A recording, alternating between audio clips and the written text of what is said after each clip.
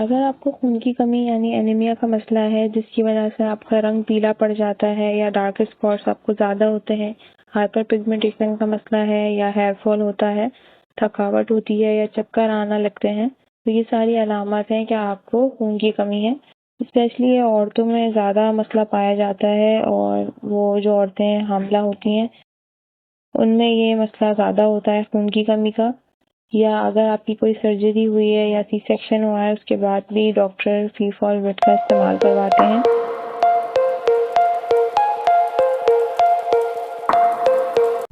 फीफॉलवेट का जो फार्मूला है वो है आयरन यानी फेरस सल्फेट 150 mg।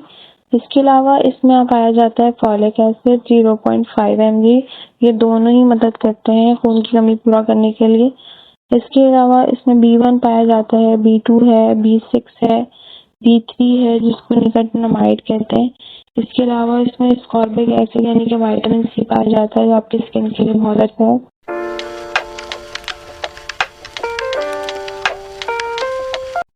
फीफॉलवेट इस्तेमाल करवाई जाती है अगर आपको खून की कमी है किसी भी किस्म की। इसके अलावा अगर सर्जरी के बाद आपको खून की कमी हो जाती है, उस सूरत में इस्तेमाल करवाई जाती है। अगर आप प्रेग्नेंट हैं तो उस सूरत के अंदर फीफॉलवेट का इस्तेमाल करवाया जाता है। ये प्रेगनेंसी में खून की कमी बहुत ज़्यादा हो जाती है।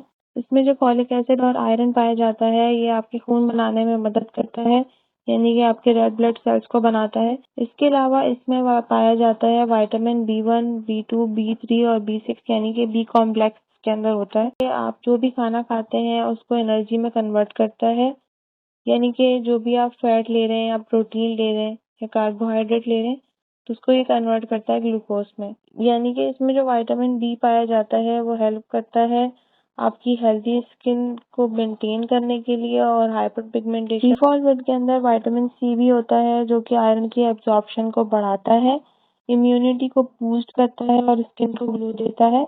ये एंटीऑक्सीडेंट भी है, यानी कि अगर आपको एजिंग के साइन है, यानी कि एंटी एजिंग है, यानी कि आपकी जो भी झुर्रियाँ आ रही हैं या फाइन लाइंस हैं, रिंकल्स हैं, उसको ये खत्म करता है। ये सारे ही विटामिन जो हैं वो वाटर सॉल्युबल हैं, यानी कि आपको इसको पानी के साथ लेना है, उसकी एब्जॉर्प्शन अच्छी होगी। इसको आपने दूध के साथ नहीं लेना है और सुबह नाश्ता करने के बाद आपने इसका इस्तेमाल करना है। कभी भी आपने जो भी आप सप्लीमेंट लेते हैं, आपने इसको कभी भी शाम में या रात में नहीं लेना। आपने हमेशा उसको सुबह इस्तेमाल करना है, सुबह या दोपहर तक आप उसे इस्तेमाल कर लें, लेकिन इसको शाम में इस्तेमाल नहीं करना है। इसके जो साइड इफेक्ट हैं उसमें है कॉन्स्टिपेशन, डायरिया है, फटीग है यानी थकावट होना। इसके अलावा स्टमक अपसेट है। वीडियो अच्छी लगी हो तो चैनल को सब्सक्राइब कर दें, वीडियो को लाइक एंड शेयर करें। अगर आपका कोई क्वेश्चन हो तो कमेंट सेक्शन में जरूर पूछें। अपना बहुत सारा ख्याल रखिएगा। अल्लाह हाफ़िज़।